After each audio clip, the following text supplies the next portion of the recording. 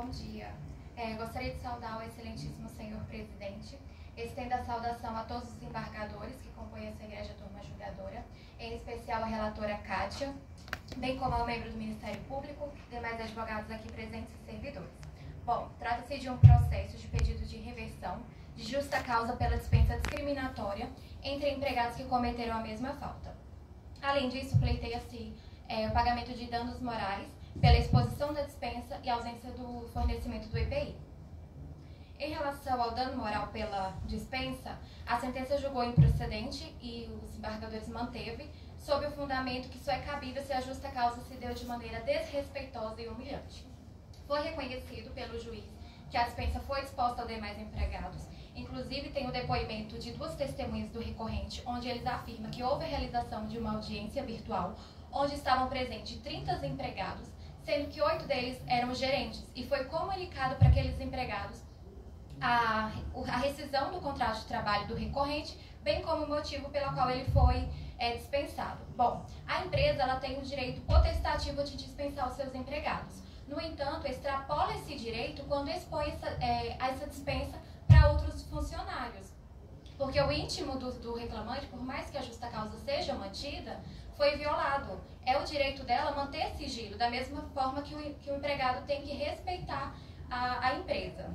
Diante do exposto, requer a reforma da sentença para condenar a empresa recorrida ao pagamento de indenização por danos morais pela dispensa aos demais empregados, que restou incontroverso nos autos que houve essa exposição. Em relação ao dano moral pela ausência de EPIs, a sentença também julgou improcedente e foi mantida por esse tribunal. Entende que a falta de concessão por si só não violaria os direitos da personalidade do recorrido, sendo que necessário a prova do abalo sofrido. Eu gostaria de realizar aqui um questionamento para deixar a título de reflexão. Se a Justiça do Trabalho ela se presta a indenizar, ressarcir apenas quando há uma lesão, seja ela física ou até mesmo morte. Ela não se presta a prevenir, a punir de forma preventiva? E a segurança do trabalho? E a necessidade de concessão dos EPIs que a gente sempre preza?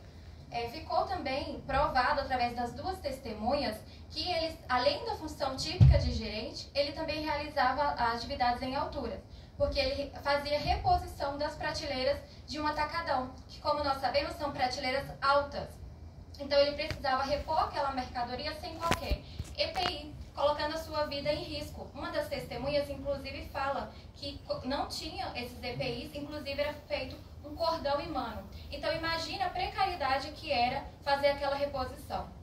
Além disso, essa decisão, ela viola um entendimento do TST, que fala que a ausência de EPI por si só sim caracteriza o dano moral. Inclusive, eu colacionei no recurso ordinário uma decisão do TST de outubro de 2023, em que fala justamente isso, onde o TST deu provimento ao recurso do recorrente para condenar a empresa recorrida ao pagamento dos danos morais pela ausência de EPI. Diante disso, eu requer a reforma da sentença para condenar a empresa recorrida ao pagamento de indenização por danos morais pela exposição do risco de vida que o recorrente correu. Em relação à dispensa dele, é suscitado tanto o cerceamento de defesa quanto a reversão da justa causa. Bom, a empresa levou vários argumentos para a defesa, alegando o motivo da dispensa. Mas na audiência ela sustentou 2 motivos, que foi a venda de rações vencidas para empregados, inclusive para si próprio, bem como a suposta manipulação do resultado do açougue. Em relação ao resultado do açougue, ele tinha 2 testemunhas, que eram gerentes também.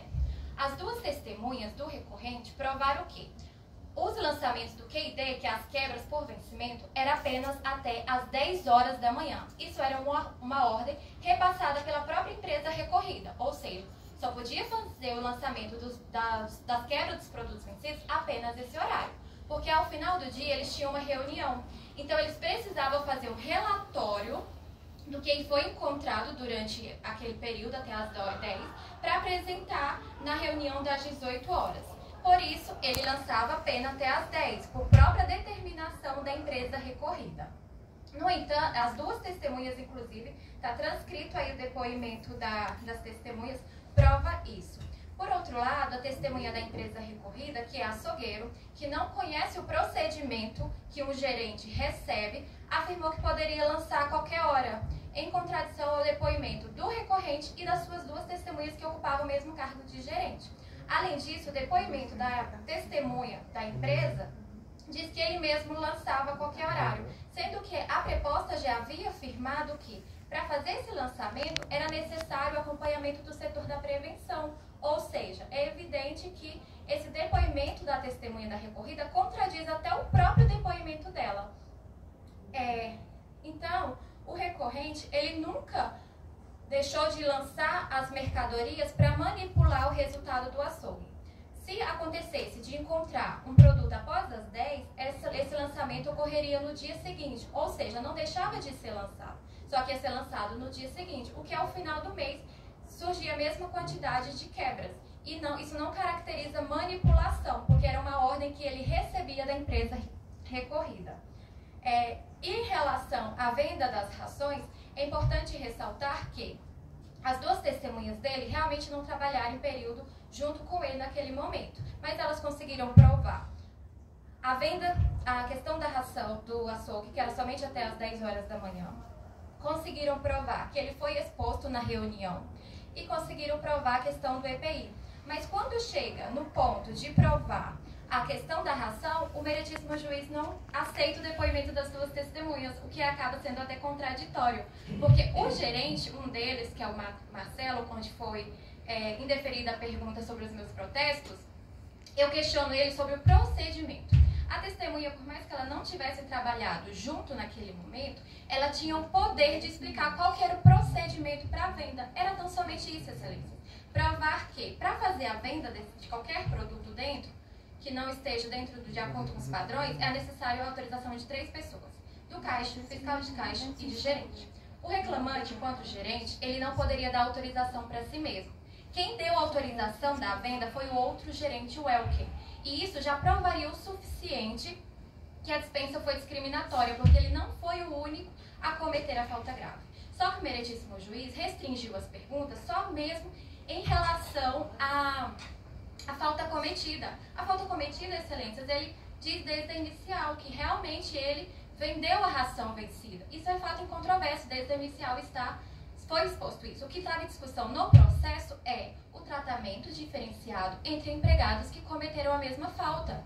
No entanto, o meritíssimo juiz não me permitiu esclarecer esse ponto e desincumbir o reclamante de seu ônus probatório, que era provar justamente isso. Por isso eu peço que seja reconhecida a preliminar de cerceamento de defesa, o retorno dos autos para a instrução, para que seja possível o recorrente se desincumbir do seu ônus e provar esse tratamento discriminatório. No entanto, caso Vossas Excelências entenda que o processo está apto a julgamento, que façam a reversão da justa causa. Porque se as testemunhas dele, que também não trabalharam juntos, conseguiu provar todos esses pontos, esse era só mais um ponto, era só apenas procedimental. Diante do exposto, requer o provimento do recurso para conhecer o recurso e dar provimento às teses do recorrente. Sem mais, excelência. Obrigado, doutor. Parabéns pela